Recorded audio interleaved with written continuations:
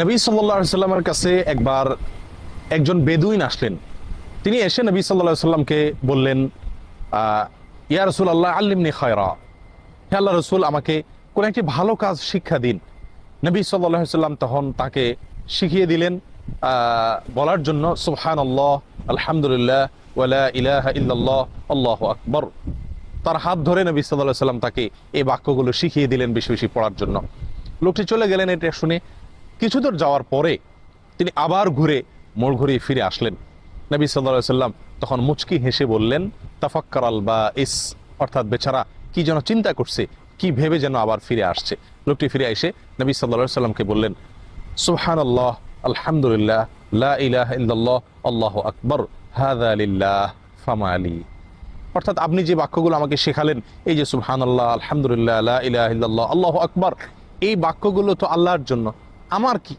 অর্থাৎ আমি কি পাবো? এগুলো তো আল্লাহর জন্য আমি প্রশংসা করলাম, আমি বিনিময় কি পাবো?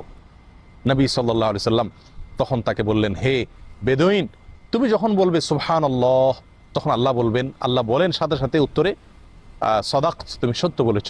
তুমি যখন বলবে আলহামদুলিল্লাহ, তখন আল্লাহ সুবহানাহু ওয়া তাআলা বলবেন, সাদাকত, তুমি সত্য বলেছ। তুমি যখন বলবে লা ইলাহা ইল্লাল্লাহ, তখন আল্লাহ বলবেন তুমি সত্য বলেছ। তুমি যখন বলবে আল্লাহু আকবার, তখন আল্লাহ তাআলা বলবেন তুমি সত্য বলেছ।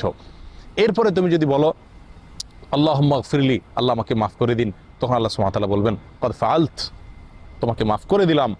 তুমি যদি বলো আল্লাহুম্মা আরহামনি, আল্লাহ আমাকে রহম করুন, তাহলে আল্লাহ সুবহানাহু ওয়া তাআলা সাথে সাথে বলবেন কদ ফাআলত, আমি তোমাকে ইতিমধ্যেই মাফ করে দিয়েছি, রহম করেছি। এরপর তুমি যদি বলো আল্লাহুম্মা রযুকনি, আল্লাহ আমাকে রিজিক দান করো, তো আল্লাহ সুবহানাহু ওয়া তাআলা সাথে সাথে জবাবে বলবেন যে কদ ফাআলত, অচিরেই ইতিমধ্যেই আমি তোমাকে দিয়েছি, দান করেছি।